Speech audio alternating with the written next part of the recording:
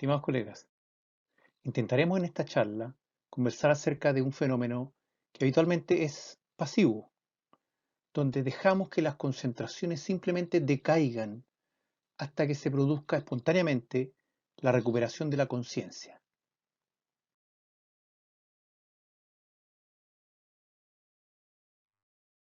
Constantin von Economo, durante la epidemia de gripe española de los años 20, describe por estudios anatomopatológicos que al destruir zonas del hipotálamo anterior se producía una enfermedad para conciliar el sueño, mientras que las lesiones posteriores, el problema era la narcolepsia. Desde esa época se ha avanzado mucho en la descripción del sueño y despertar, donde estudios han mostrado que el sueño es un fenómeno biológico evolutivo, pero que complejizado en un sistema basado en ciclos de ciclos, más la participación de mecanismos homeostáticos. Habría así una interacción funcional compleja de los neuromoduladores promotores o despertadores y sus proyecciones corticales. Si observan la actividad de estos cuatro neurotransmisores, observarán el predominio de GABA durante el sueño, asociado a la actividad del núcleo ventrolateral preóptico. Este núcleo se activa en el sueño y se inhibe en vigilia, donde otros núcleos activadores liberan acetilcolina, orexina e histamina.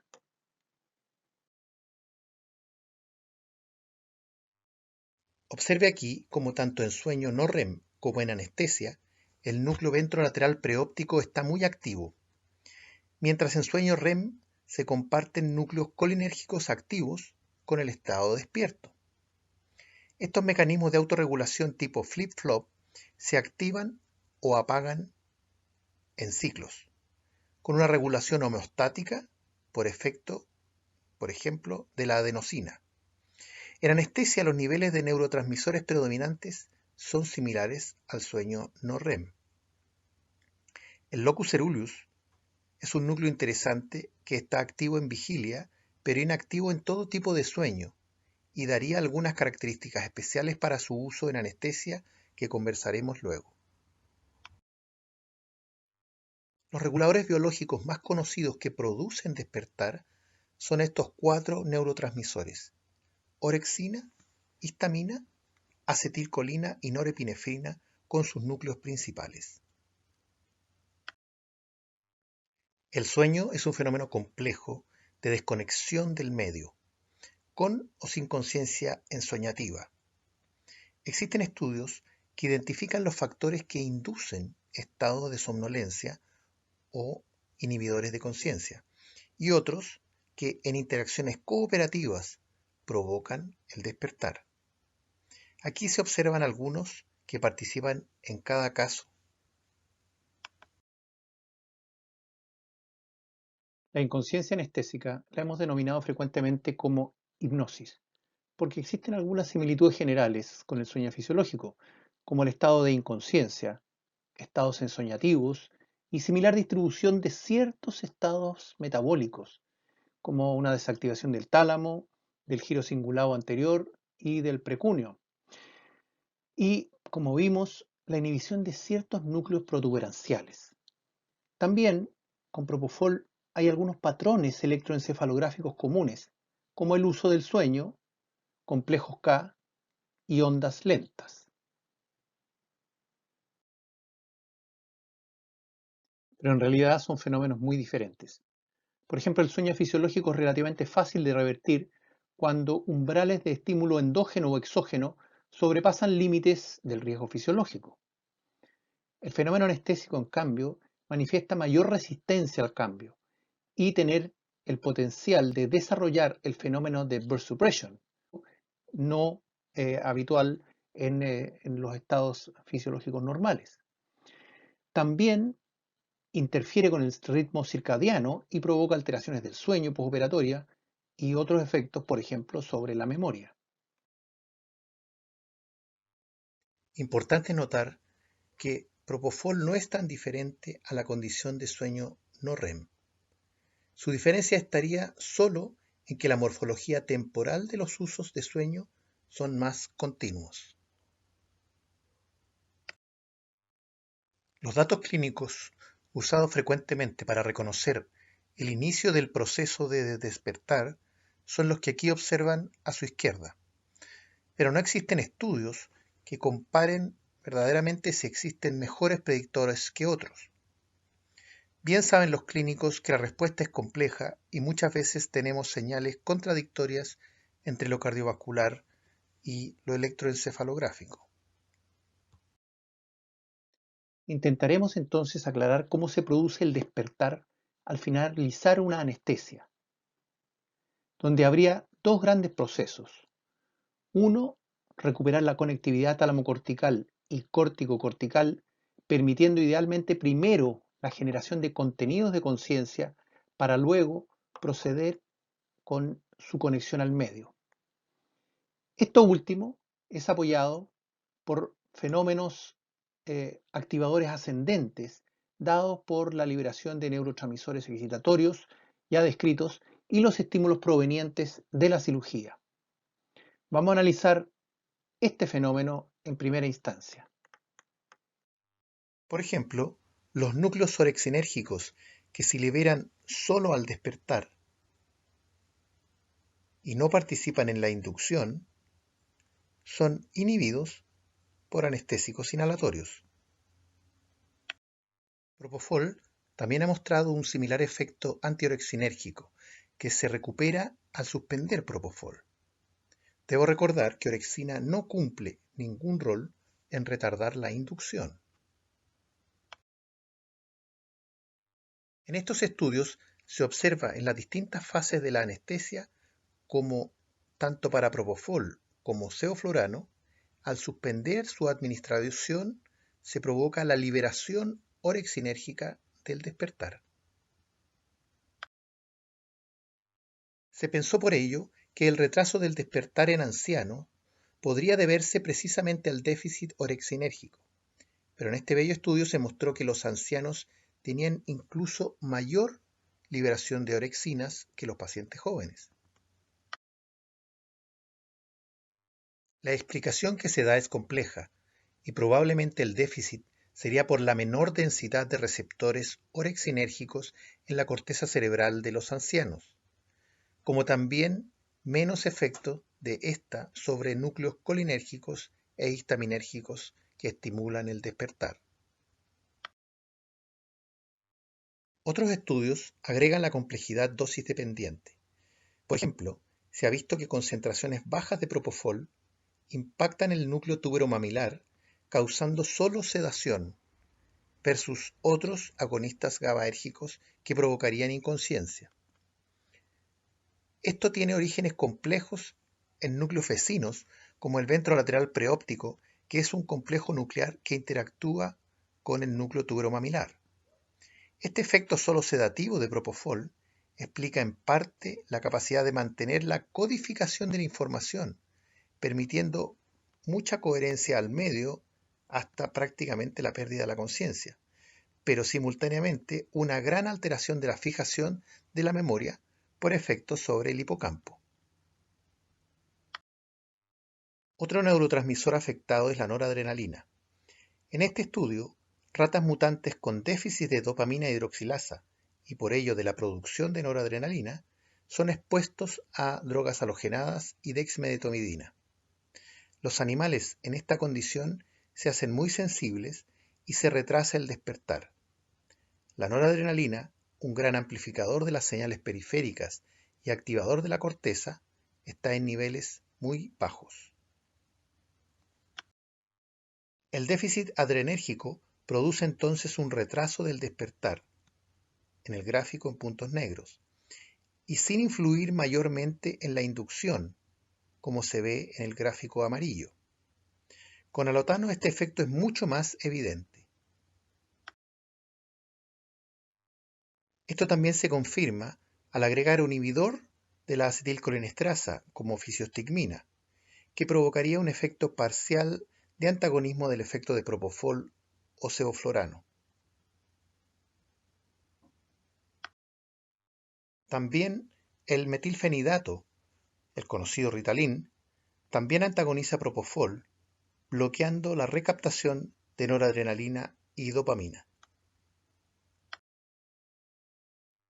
De todas formas, estos efectos de los antagonistas deben verse con precaución y solo serían parciales, porque serían efectivos en condición de sedación profunda solamente, pero no si ya ha instalado el denominado cierre de puertas talámicas o sincronía tálamo-cortical. El núcleo ventrolateral preóptico se le ha dado gran relevancia en el sueño y en anestesia. Este núcleo GABAérgico desata el sueño, pero que si es destruido químicamente, los pacientes se hacen tolerantes a la anestesia en un principio para luego volverse incluso hipersensibles. Esto es una muestra que los mecanismos que desencadenan el sueño son múltiples y que solo convergen en una vía final común. Así se mantienen mecanismos protectores al no tener un mecanismo único que regule el fenómeno. También nos permite concluir que el ventrolateral peróptico es importante en la inducción, pero no en el despertar como las orexinas, diferenciando los mecanismos de cada fenómeno. Tenemos hasta aquí entonces algunas conclusiones. Lo primero, que el despertar es diferente a dormirse, donde las señales adrenérgicas afectan algo la inducción, pero mucho el despertar, y las orexinas no alteran la inducción y sí el despertar. Lo segundo es que en el nivel subcortical se producen importantes efectos dosis dependiente que impactan en la actividad de la corteza. Aquí, dosis altas de propofol y otros GABAérgicos afectan el núcleo ventrolateral preóptico, estimulando el sueño e inhibiendo orexinas, pero dosis baja solo producen inhibición de núcleos histaminérgicos, que producen más bien desmotivación que sueño directo. Al igual que dexmedetomidina, que produce una caída de la norepinefrina del locus coeruleus, estas últimas situaciones afectan mínimamente el córtex, y solo el efecto de la caída de las aferencias hacia la corteza hacen que esta última entre en estados lentos, por falta de estímulos, aunque esté funcionalmente activable.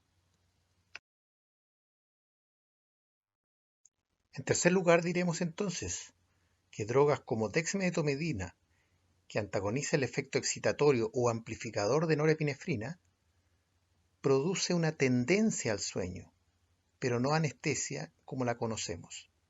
En un paciente con actividad GABA, es decir, inhibición cortical directa, estos efectos sobre los núcleos infracorticales excitatorios producen impacto en retardar el despertar al mantener frenados los estímulos hacia rostral. Ahora bien, desde la farmacología ha sido habitual presentar conceptos que intentan facilitar la predicción del despertar y dar algunas explicaciones generales sobre el proceso. Por ejemplo, el decaimiento plasmático se usa como referencia a la vida media contexto sensible y, desde lo farmacodinámico, la referencia de la curva concentración-efecto. Aquí observan que la vida media contexto sensible para infusiones de igual duración pero diferente diana tienen un similar tiempo de decaimiento a la mitad, 8 minutos, pero evidentemente no las concentraciones plasmáticas alcanzadas. Si exponemos además las teóricas concentraciones efecto modeladas, los tiempos de arribo a una definida concentración plasmática de despertar entre 1 y 1.5 microgramos por ml son muy diferentes por partir de diferentes concentraciones plasmáticas al suspender la perfusión. El concepto más útil entonces es el tiempo decremental efectivo, que describe el tiempo a una concentración efecto de despertar. Por otro lado, el otro concepto a analizar desde la farmacología es la curva de concentración-efecto, que son curvas que asumen que hay un equilibrio entre el plasma y el sitio efector, cosa que no sucede al suspender la droga. Por lo tanto, la descripción de que para una condición hay un efecto se hace al menos confusa como uso referencial. El mayor problema es que en realidad existen muy pocos estudios que podemos asumir con equilibrio plasma-efecto en toda la amplitud de la curva, llamada efecto máximo. Por ello, estas curvas no observaron, además, un fenómeno recientemente descrito llamado histéresis farmacodinámica, asimilado a una inercia neuronal. Por lo tanto, la curva de Max no sería útil para predecir el despertar. Desde los inicios del TCI se asumió que las concentraciones plasmáticas de despertar eran similares a las del dormirse. En este estudio, usando el modelo Marsh original, usan dianas iniciales de 4 microgramos por ml, ajustadas luego con un monitor de potenciales evocados a un valor de 35, con un sistema de lazo cerrado. Usan también diferentes concentraciones de remifentanil y muestran que las concentraciones de dormirse son similares a la de despertar, independiente de la concentración de remifentanil. Este estudio tiene varios problemas, entre otros, que solo usa concentraciones plasmáticas calculadas y no medidas, y además no está demostrado el equilibrio plasma-efecto, y por ello se observa que las concentraciones efecto al dormirse son mucho más altas que las del mantenimiento. Este estudio muestra cosas diferentes. Hecho en ratas y moscas con halogenados, se observó que los animales se despertaron a fracción expirada de gas mucho más baja de las que se durmieron, con mayor impacto de esta diferencia con halotano que con isoflorano. Esta diferencia, denominada inercia neuronal por Kells, es aumentada en condiciones de déficit de sueño y algunas condiciones genéticas. Estudios en modelos neuronales también muestran este efecto de inercia y describen que la curva de los potenciales transmembrana de dormirse es diferente a la del despertar, que el cambio de un estado a otro se produce tras pequeños cambios discretos hasta que el sistema cambia de estado definitivamente. Estos mecanismos serían protectores y con historia filogenética en el desarrollo del sueño y la vigilia. Nosotros presentamos recientemente este estudio con un modelo de voluntarios usando propofol con escalones de estabilidad cotejados con niveles plasmáticos y encontramos que habría una diferencia significativa entre las concentraciones de despertar versus las de dormirse en humanos, tal cual como mostró Kells en animales.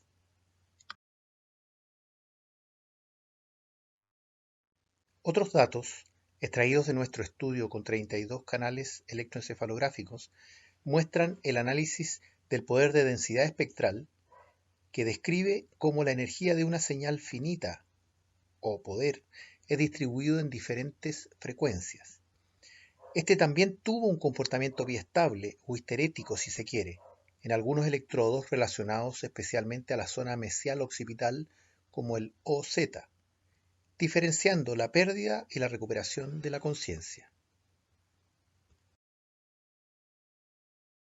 Otras investigaciones recientes confirman de otra forma la existencia de la inercia neuronal. En este caso, focalizados a la actividad de ondas lentas, es decir, menores de 2 Hz, que presentan un punto de saturación a la inducción y una pendiente de desaparición diferente a la presentada en el despertar. Este estudio mostró además que la saturación precoz a bajo poder eléctrico, ¿cierto?, en la inducción y una caída violenta al despertar se relacionaba con condiciones de fragilidad cognitiva que predecían delirium y confusión en el postoperatorio inmediato. Otros estudios no han sido tan claros. Este estudio, por ejemplo, en 16 individuos obtuvo algunos resultados que confirman el fenómeno de histéresis o inercia neuronal en el comportamiento de la saturación de ondas lentas entre inducción y emergencia, pero no en el comportamiento clínico de estos pacientes al dormirse y el despertarse. Estas discrepancias pueden provenir, ¿sí?, de los modelos farmacocinéticos usados, el muestreo, las definiciones clínicas de qué es pérdida de la conciencia o recuperación de ella, etc.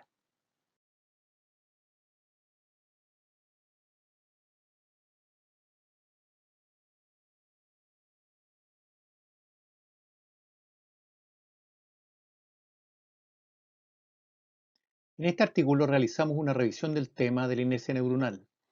Destacamos en especial que la inercia es un fenómeno conservado a través de la evolución para dar estabilidad a la condición de sueño fisiológico, que no es observable en las curvas dosis-respuesta actualmente usadas, porque estas fueron construidas en escenarios de no estabilidad donde se oculta la inercia.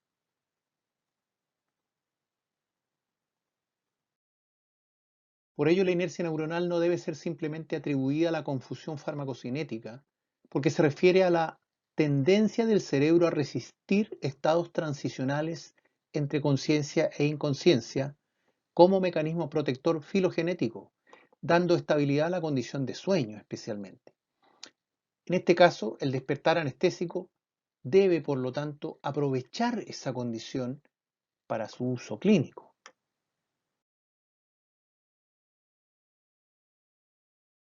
En nuestra opinión, reafirmamos que específicamente en pacientes ancianos, este fenómeno bien utilizado podría protegerlos de los fenómenos de alteración de conectividad como el delirium, al evitar la conexión con el entorno antes de que la capacidad de integración e información cortical se haya recuperado completamente. Una recuperación secuencial, primero la conciencia, luego la conectividad y luego la capacidad de respuesta, al despertar de la anestesia, aseguraría un procesamiento cognitivo ordenado. En la práctica, esto se logra al detener primero la administración de fármacos GABAérgicos mientras se mantiene el bloqueo de la alimentación cortical nociceptiva, con opioides, alfa-2 agonistas, etc.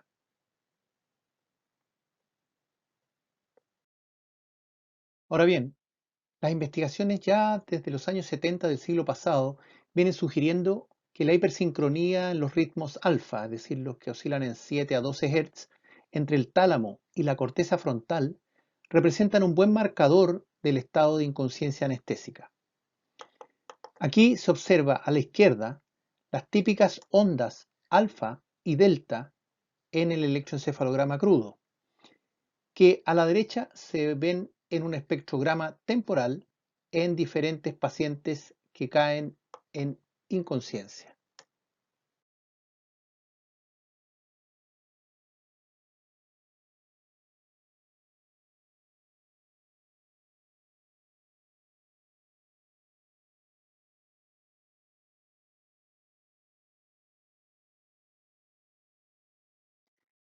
Lo que se ha descrito habitualmente es que cuando el paciente comienza la fase de despertar, estas ondas alfa-delta, delta spindle, desaparecen, recuperándose la actividad de alta frecuencia. Pero este proceso aparentemente sencillo hizo a los investigadores preguntarse, pero ¿y cómo es que el cerebro encuentra el camino para generar una condición de conciencia? Si observan en detalle los espectrogramas en los casos, verán que se puede observar pequeños saltos o escalones que reflejan un fenómeno eléctrico particular.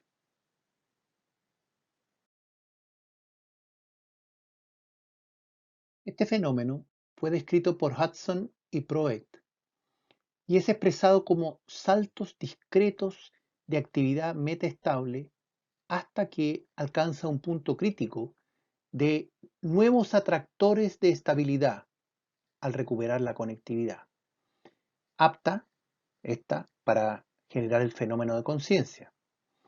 Esto se ha visto en diferentes animales y se produciría gracias a las características organizacionales de las redes. Los cambios discontinuos en la entropía cerebral serían análoga a una transmisión termodinámica de primer orden, donde la anestesia es el alto orden y el despertar es un relativo desorden. Aquí la excitabilidad cortical intrínseca juega un rol análogo a la temperatura en las fases de transición termodinámicas. Es decir, la recuperación de la conciencia no es un simple decaimiento de la droga en el sitio efector, sino más bien la recuperación es un fenómeno de búsqueda de nueva estabilidad que presenta una resistencia al cambio de estado, antes desconocido, ¿cierto? Y esto es la representación eléctrica de la descrita inercia neuronal. Todo esto ha configurado una impresión que el despertar anestésico, si bien es diferente al sueño fisiológico en varios aspectos, serían similares al comportarse como fenómenos no lineales. Es decir, dormirse y despertarse no son fenómenos en espejo. El despertar se produce por múltiples fases discretas que llevan finalmente a un cambio de estado completo, y esto se reflejaría en las concentraciones diferentes del dormirse y el despertar.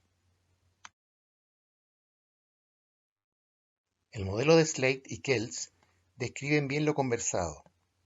La anestesia es producto del bloqueo cortical y subcortical por alteración del potencial de membrana y excitabilidad neuronal intrínseca. Activa el calcio intracelular y el AMP cíclico con cierre de canales de potasio y secundariamente se altera la eficiencia sináptica. Habría varios neuromoduladores que revierten la hipnosis anestésica y se sugiere una redundancia de sistemas activadores, pero con una vía final común. Sería un sistema complejo de topografía en red donde el reclutamiento genera un feedback positivo hasta alcanzar un nivel crítico de activación requerido para el despertar.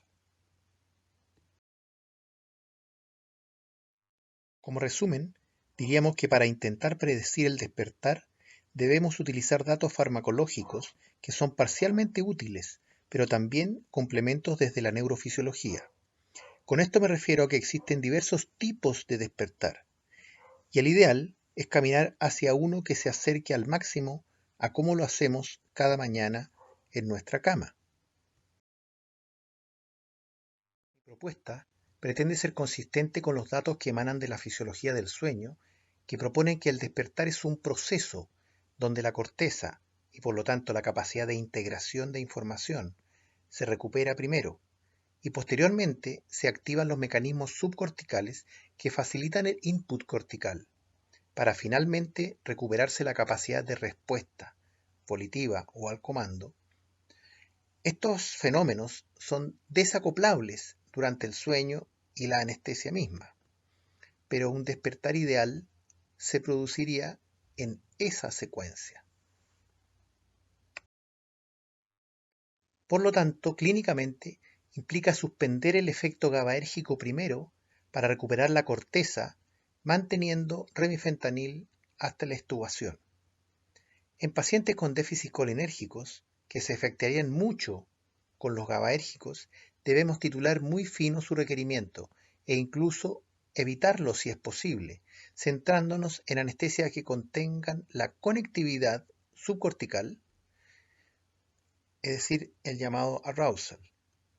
Una vez de estar seguros de que se ha recuperado la capacidad integrativa, procedemos a reconectar al medio, al paciente cortando remifentanil o dexmedetomidina.